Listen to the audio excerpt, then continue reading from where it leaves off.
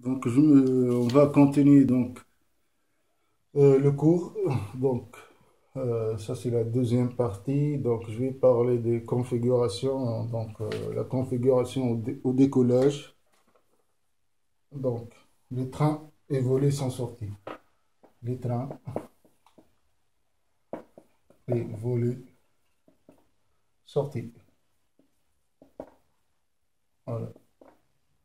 Pour la configuration atterrissage.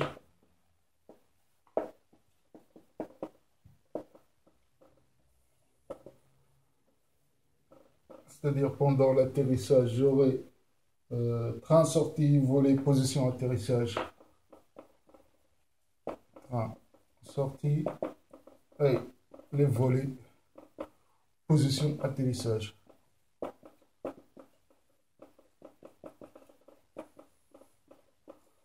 Voilà, les volets, ce sont dans les ailes d'un avion, donc.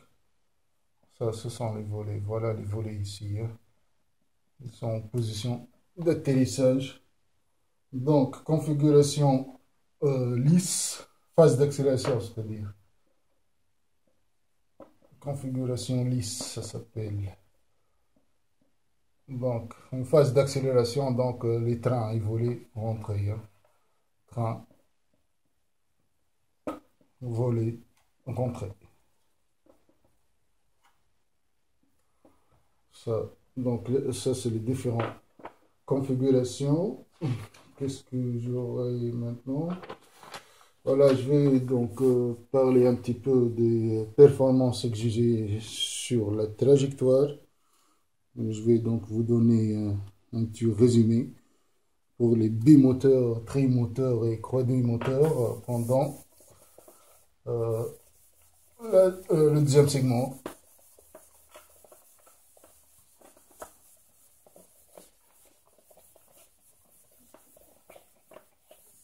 Donc, un petit tableau, donc ça donne, donc j'aurai comme ça, bimoteur, tri, quadri, donc bimoteur, trimoteur, quadrimoteur. J'aurai ici donc deuxième segment,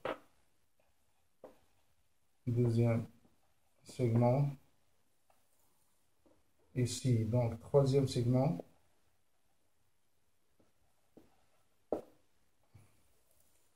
ici premier segment. Donc ça c'est un tableau donc qui résume les performances.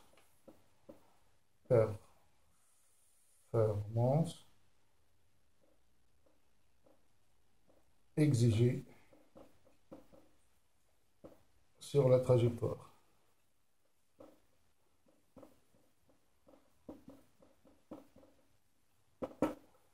Les performances exigées sur la trajectoire pour les bimoteurs, les trimoteurs, les quadrimoteurs. Donc là, j'aurai donc 2,3%.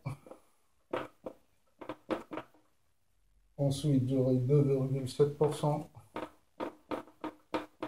C'est-à-dire la pente ici. Je parle des pentes pour le bi-tri quadrimoteur. Là, c'est 3%.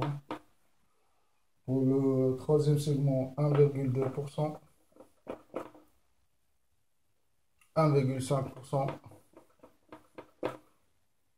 et 1,7%. Premier segment, 0%, 0,3% et 0,5%. Donc ça, c'est un petit tableau qui résume les performances exigées sur la trajectoire. Donc, pour le calcul de la pente, donc je vais vous donner la formule. Calcul de la pente.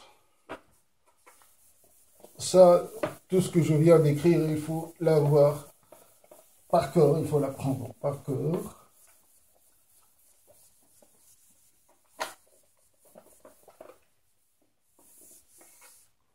Donc,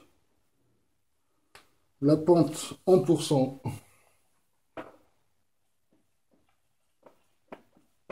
Pente en pourcent, donc comment calculer la pente en pourcent? C'est 100 fois, donc TU poussé par réacteur. TU c'est la poussée sur mg moins 1 sur F. Donc TU c'est la poussée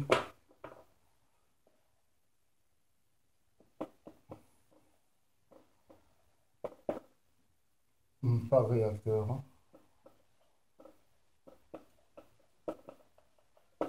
Mg, donc ça c'est M c'est la masse, G c'est la gravité, constante de gravité universelle. F c'est la finesse. Donc par définition F c'est égal donc CZ sur CX. CZ sur CX. CZ comme on a dit, donc c'est le coefficient de portance et ça c'est le coefficient de traînée. Portance, ça c'est traînée. Coefficient de portance sur le coefficient de traînée. Ça c'est la finesse. Donc si on peut dire la finesse c'est la distance parcourue sur la hauteur perdue. Donc F c'est égal distance parcourue sur hauteur sur la hauteur. Donc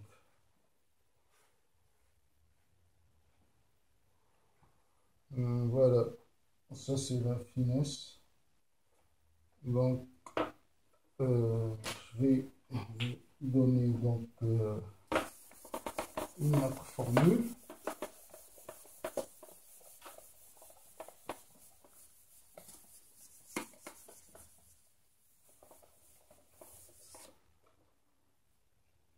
Donc la demi-ouverture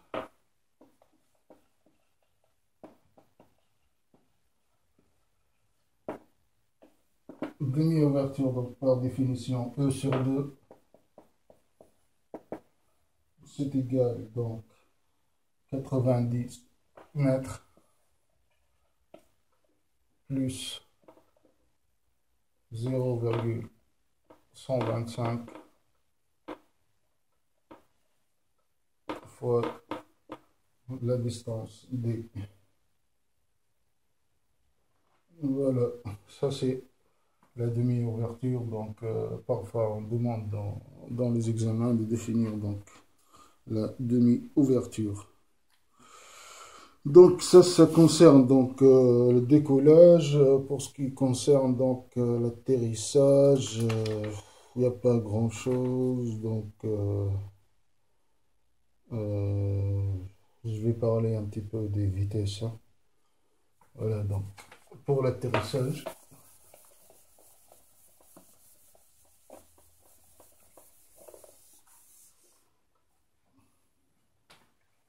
Donc limitation à l'atterrissage.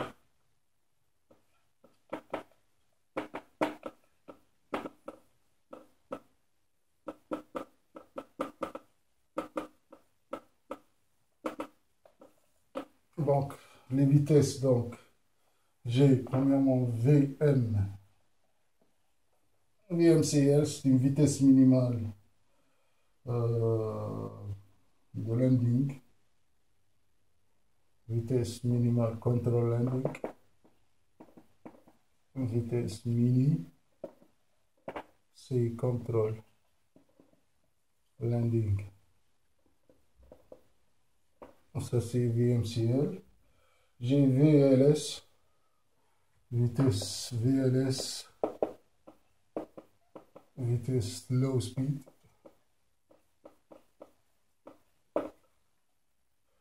Normalement VLS c'est égal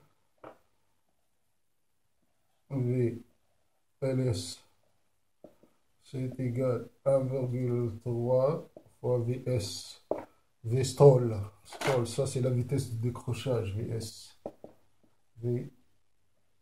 Vitesse, décrochage, stall. Ensuite, j'ai une vitesse de référence, VRF.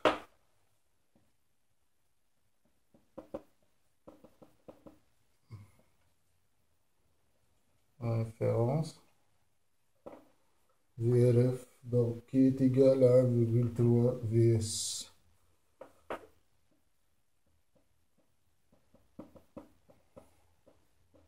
Vitesse de décrochage.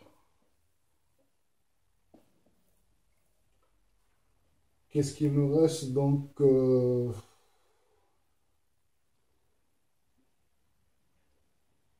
je vais parler de Available Landing Distance. L'Available Landing Distance.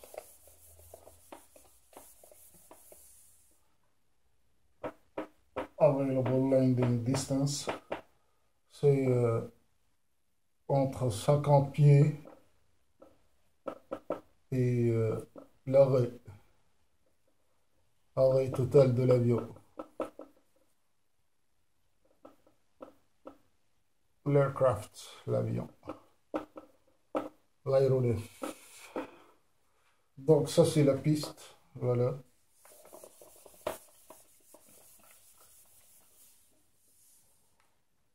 Ça, disons, ça c'est une piste. Ici c'est, disons, 50 pieds ici. Hein. Voilà l'atterrissage comme ça. Donc l'avion fait comme ça. Pareil, il s'arrête ici. Ça c'est l'arrêt total de l'avion. Ça c'est 50 pieds ici. Hein. Donc 50 pieds. Donc 50 pieds, donc je calcule la distance available landing distance. Distance d'atterrissage. Ça c'est la distance d'atterrissage.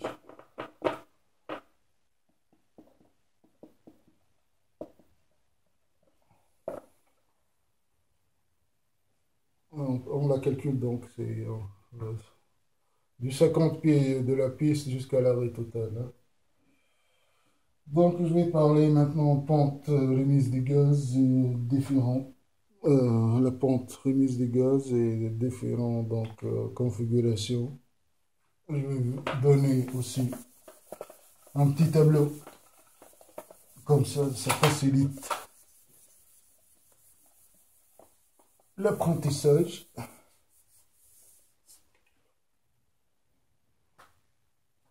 Pente remise des gaz, j'aurai donc, je vais faire un petit tableau comme ça.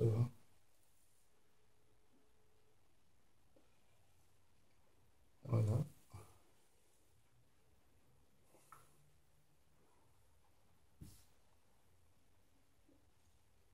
Donc, voilà. Voilà. Ça, c'est donc confirmation. Donc, ici, donc, pente remise des gaz.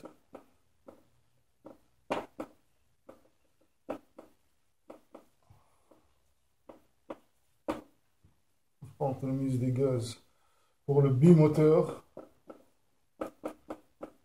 trimoteur et le quadrimoteur, c'est-à-dire 4 moteurs. Ça, je vais parler de configuration. Donc, ici, configuration.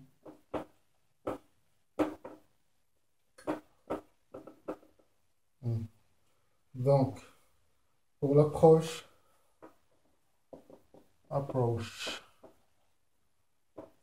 et pour l'atterrissage.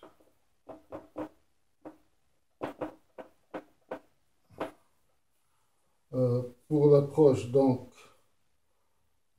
tout d'abord, je vais donner les valeurs de pente de remise des gaz. Donc, là, j'ai 2,1%, 2,4% et 2,7%.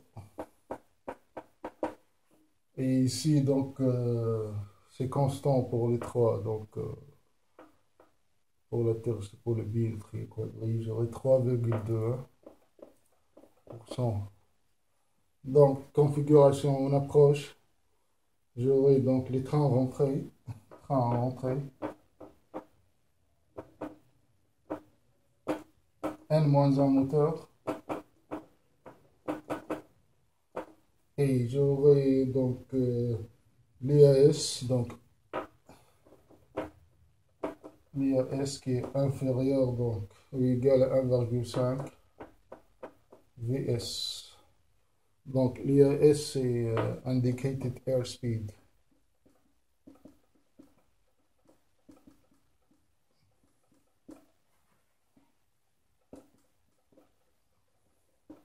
C'est une vitesse, hein, donc VS c'est VSTOL, hein, vitesse de décrochage VS.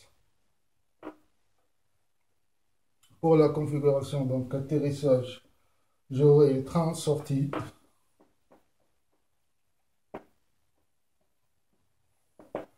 L'atterrissage, train sorti, un moteur.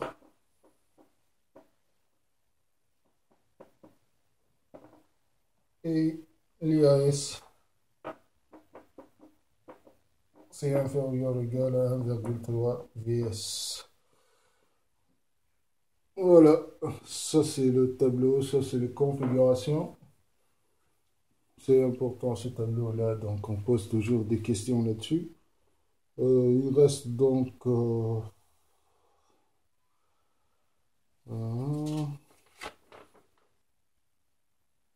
je vais parler, oui, je vais finir par le centrage arrière et centrage avant et son effet donc sur maniabilité, stabilité, et consommation en carburant et la vitesse de décrochage.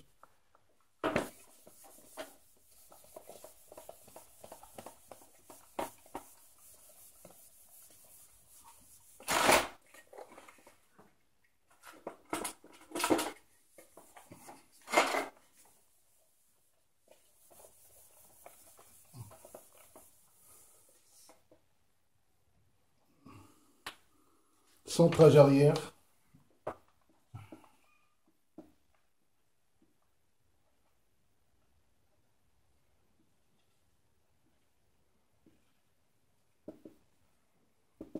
Donc, centrage arrière.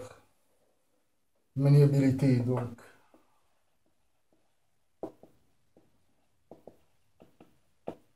Je vais faire un petit tableau comme ça, vous apprenez vite.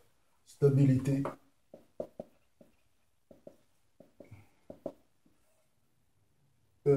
Consommation carburant.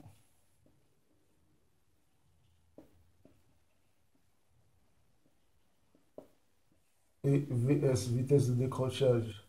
Donc, un centrage arrière, donc toujours, hein, les compagnies favorisent un centrage arrière donc, pour gagner du carburant, hein, tout simplement.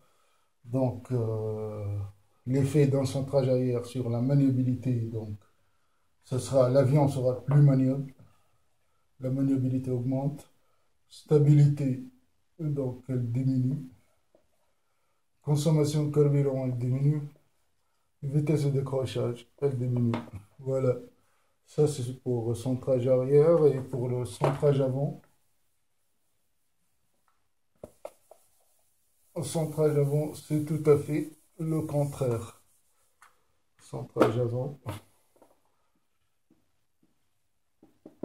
Donc, un centrage avant pour la maniabilité, donc elle diminue. L'avion sera moins maniable. Stabilité, elle augmente. L'avion sera plus stable. La consommation en carburant, elle va augmenter. Et la vitesse de décrochage, elle augmente. C'est-à-dire l'avion décroche si on a un centrage avant. Voilà, donc c'était tout pour aujourd'hui. Donc, le cours était divisé en deux. J'espère donc que vous allez profiter de ce cours-là.